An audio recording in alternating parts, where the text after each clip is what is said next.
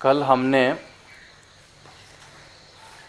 पंच प्राण क्या होते हैं, पंच उपप्राण क्या होते हैं, इस विषय में जाना। वो पंच प्राण और पंच उपप्राण की बात इसलिए चली कि जो हम देवता 33 प्रकार के जो देवता हैं उस विषय में हम विचार कर रहे थे। तो उसी प्रसंग में पंच प्राण और पंच उपप्राण और उनके कार्य क्या हैं, उनका स्थान क्या है, पंच प्राणों का और उपप्राणों का कार्य क्या है, ये हमने जाना था। आज हम पंच महायज्ञों के विषय में जानते हैं। पंच महायज्ञ कौन कौन से होते हैं? ब्रह्मयज्ञ, देवयज्ञ, पितृयज्ञ, बलिवैश्वदेवयज्ञ, अतिथि यज्ञ। ब्रह्मयज्ञ होता है संध्योपासना। सबसे पहला हम लेते हैं ब्रह्मयज्ञ। तो संध्योपासना आदि जो हैं इनको कहा जाता है नित्य कर्म। कर्म 6 प्रकार के बताए गए। काम्य कर्म होते हैं, नैमित्तिक कर्म होते हैं, ऐसे नित्य कर्म होते हैं। तो संध्योपासना आदि ये क्या कर्म है? नित्य कर्म है। इनके नहीं करने में पाप लगता है। अकारणे प्रत्यवाय साधनानि संध्योपासनादीनि, ऐसा आता है। इसके ना करने में पाप लगता है। करने में क्या होता है ये अभी हम जानेंगे। तो सबसे पहला है ब्रह्मयज्ञ।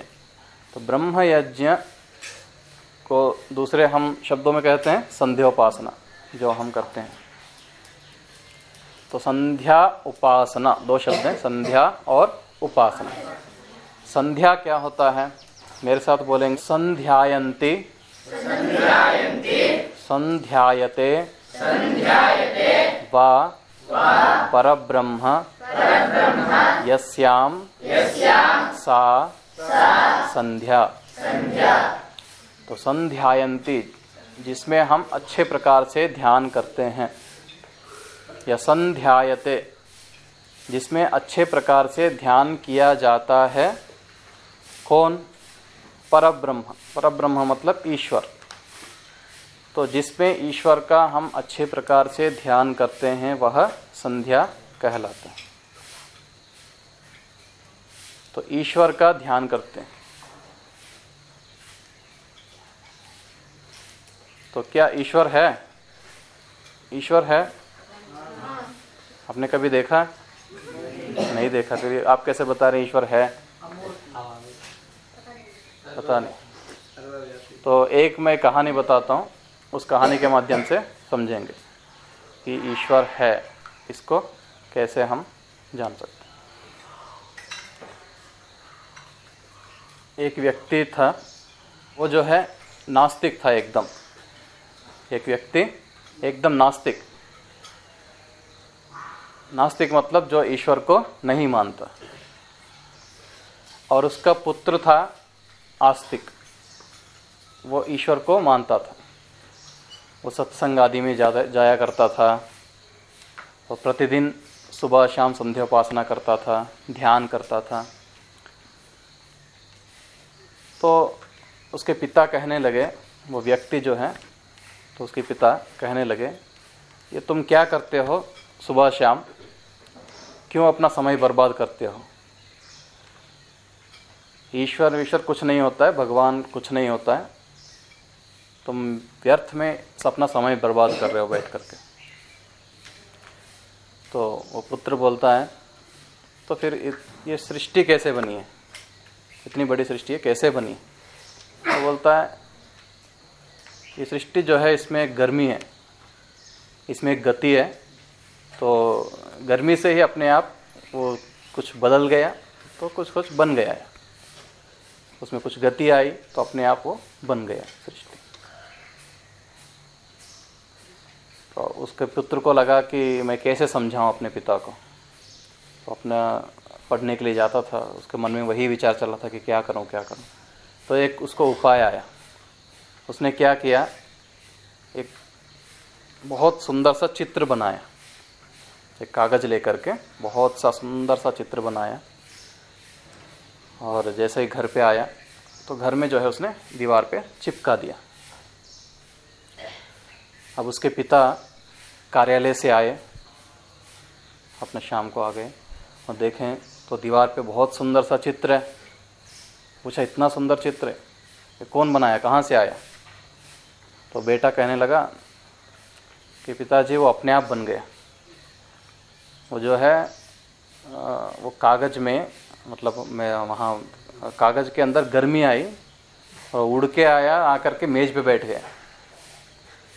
और फिर पेंसिल को भी बहुत गर्मी आई, वो उठ के आए और फटाफट चित्र बनाने लगे।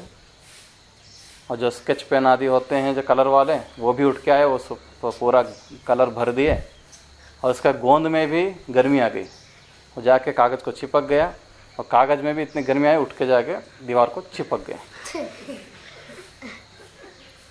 तो इस प्रकार से गर्मी से जाकर के वो चित्र बन गया और वहाँ पर चिपक गया। तो पिता को बहुत गुस्सा आया कि मूर्ख, मैं मुझ पर उपहास करता है, मैं कैसा दिख रहा हूँ तुम्हें? तुम ऐसे फालतू की बातें करो और मैं समझो कि हाँ हो गया ये अपने आप गर्मी से। तो पुत्र बोला कि पिताजी, इतना छोटा सा चित्र गर्मी से या अपने आप ऐसा नहीं बन सकता है, तो इतनी बड़ी सृष्टि कैसे बनी? इतनी बड़ी सृष्टि अपने आप कैसे बनी? इतना छोटा सा चित्र नहीं बन सकता है, तो इतनी बड़ी सृष्टि कैसे बनी? तब पिता को समझ में आया, अच्छा तो ये बात है। तब पिता को समझ में आया कि जो है इतनी बड़ी सृष्टि को बनाने वाला कोई है, अपने आप नहीं बनी। छोटा सा चीज़, मतलब छोटा सा चित्र नहीं बन पा रहा है, तो इतनी बड़ी सृष्टि को बनाने वाला भी कोई है। तब उसको समझ में आया। तो इसके पीछे इतनी बड़ी सृष्टि जो दिख रही है हमें, तो इसके पीछे कौन है? ईश्वर। तो अपने आप नहीं बना। और ईश्वर कहाँ पर है? सर्वव्यापक, सभी जगह, प्रत्येक कण में। क्योंकि अभी जैसे हम यहाँ पर हैं तो यहाँ का हम देख पा रहे हैं। मैं यहाँ पर बैठा हूँ, आपको देख पा रहा हूँ। अब बेंगलोर में क्या चल रहा है मुझे पता नहीं है, दिल्ली में क्या चल रहा है मुझे पता नहीं है, और पूरे सृष्टि में क्या चल रहा है मुझे पता नहीं है। तो हर एक का लेखा जोखा उसके पास है, हर एक को वो देख रहा है, हर एक का जो है कर्म का फल दे रहा है। तो हर एक जगह रहना आवश्यक है ना। जहाँ पर रहेंगे, जितने पे हमारी शक्ति होगी उतने पे हम उस कार्य को कर सकते हैं। तो वो शक्ति कैसे होती है? जैसे अभी प्रधानमंत्री हैं, एक जगह बैठे हैं और कितने जगह कार्य हो रहा है, पूरे देश में कार्य होता है। कैसे? वो शक्ति से। ऐसे ही ईश्वर की भी एक शक्ति है, वो हर जगह व्याप्त है, या स्वयं ईश्वर ही सब जगह व्याप्त है। तो इस प्रकार से हम जानते हैं कि ईश्वर है और ईश्वर सर्वव्यापक है। तो ऐसे ईश्वर का जहाँ पर हम अच्छी प्रकार से ध्यान करते हैं, वह क्या कहलाता है? संध्या। और संध्या में भी ऐसा भी कर सकते हैं, संधि काल में जो किया जाता है वह संध्या। संधि काल क्या होता है? जैसे अभी सुबह है तो रात और सुबह का ये संधि काल है, दोनों की संधि हो रही है। जैसे आप व्याकरण में पढ़ते हैं संधि, अच संधि, हल संधि, विसर्ग संधि। तो संधि, तो जहाँ पर दिन और रात की संधि हो रही हो, ऐसे ही फिर शाम के समय दिन और रात का फिर संधि। तो जो संधि काल में किया जाने वाला कार्य है उसको क्या कहेंगे? संध्योपासना। अब संध्योपासना कैसे करें, इसका क्या विधान है?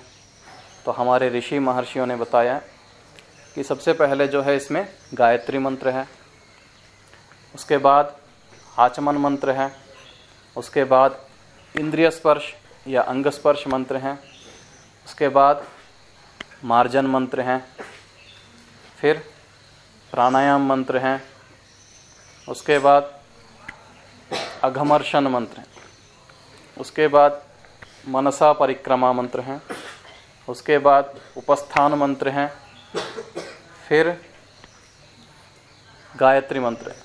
पुनः एक बार गायत्री मंत्र है, फिर समर्पण वाक्य है या समर्पण मंत्र है, उसके बाद अंतिम में नमस्कार मंत्र। तो इतने मंत्रों के साथ संध्योपासना करनी चाहिए। तो इस प्रकार से हम इसको क्या कहते हैं, ब्रह्म यज्ञ। अभी दूसरा यज्ञ है देवयज्ञ। तो देवयज्ञ किसे कहते हैं, देवयज्ञ किसे कहते हैं? अग्नि कार्य। अग्नि कार्य में क्या होता है? तो हम अभी देखते हैं दूसरा देवयज्ञ। तो देवयज्ञ में अग्नि को प्रज्वलित करके उसमें घृत हो गया, सामग्री हो गई। तो सामग्री तो सुगंधित द्रव्य में आते हैं।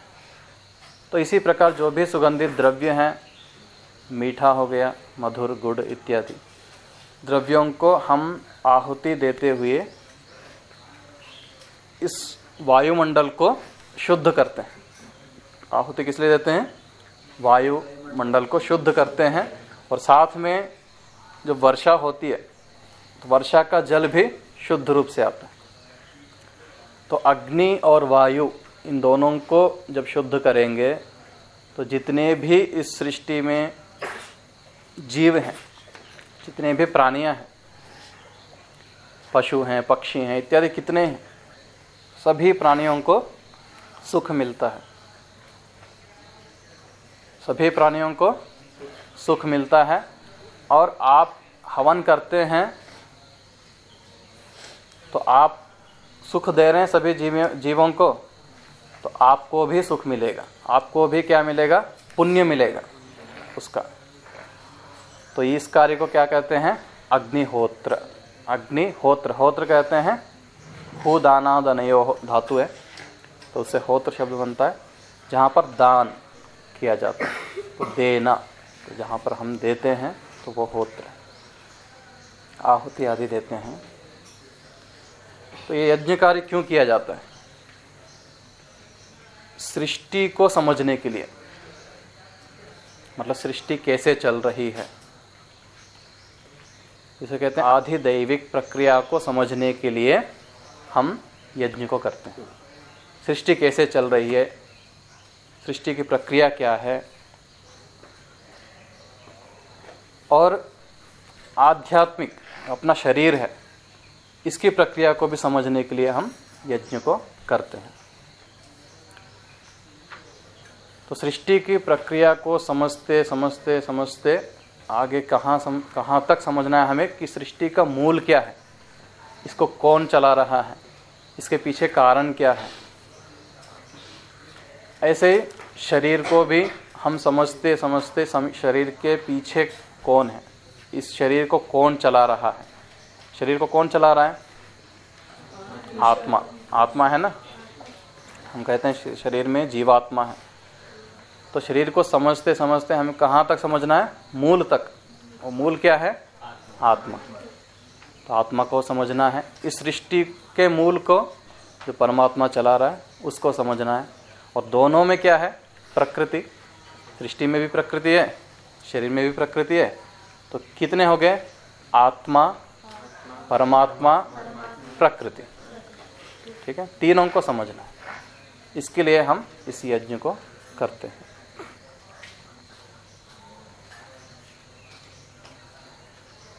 तो यज्ञ का कार्य आत्मा को समझने के लिए और परमात्मा को समझने के लिए, दोनों के लिए हो गया। तो यहाँ पर अभी सृष्टि को समझना और शरीर को समझना। शरीर को कहते हैं पिंड। शरीर को क्या कहते हैं? पिंड। और सृष्टि को कहते हैं ब्रह्मांड। सृष्टि को क्या कहते हैं? तो एक वाक्य आता है, यथा पिंडे तथा ब्रह्मांडे। तो जिस प्रकार इस पिंड में कार्य हो रहे हैं उसी प्रकार इस ब्रह्मांड में भी कार्य हो रहे हैं। इस पिंड को आप समझने का प्रयत्न करेंगे तो इस पूरे ब्रह्मांड को भी समझेंगे, या इस पूरे ब्रह्मांड को समझने का प्रयत्न करेंगे तो इस पिंड को भी समझने का प्रयत्न आप कर पाएंगे।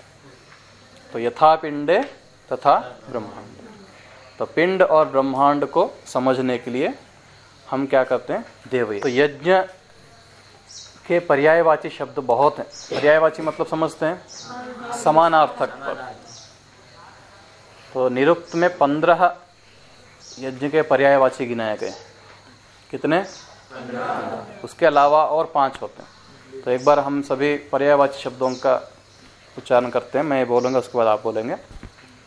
यज्ञः, वेनः, अध्वरः, मेधः, विदथः, नार्यः, सवनं, होत्रा, इष्टिः, देवताथः, मखः, विष्णुः, इंदुः, प्रजापतिः, घर्मः। तो ये 15 जो हैं निरुक्त में गिनाए गए।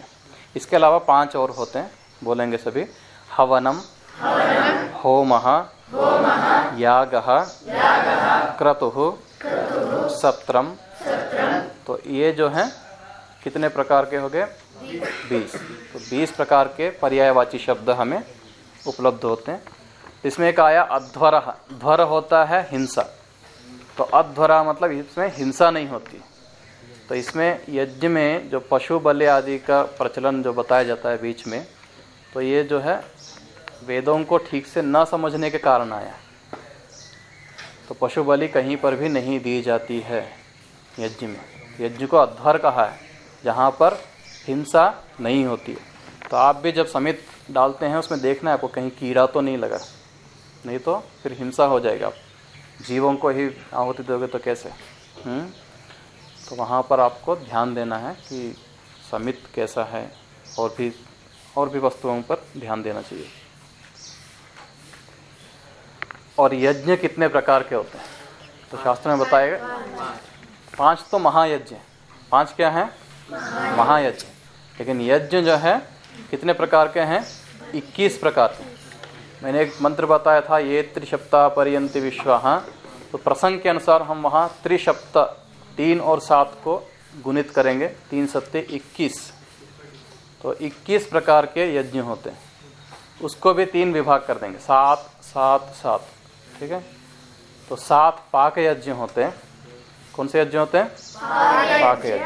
और 7 हविर यज्ञ होते हैं। कौन से यज्ञ होते हैं? और 7 सोम यज्ञ होते हैं। तो अश्वमेध से लेकर के, नहीं, अग्निहोत्र से लेकर के अश्वमेध पर्यंत कितने यज्ञ होते हैं? 21। तो ये बताया गया।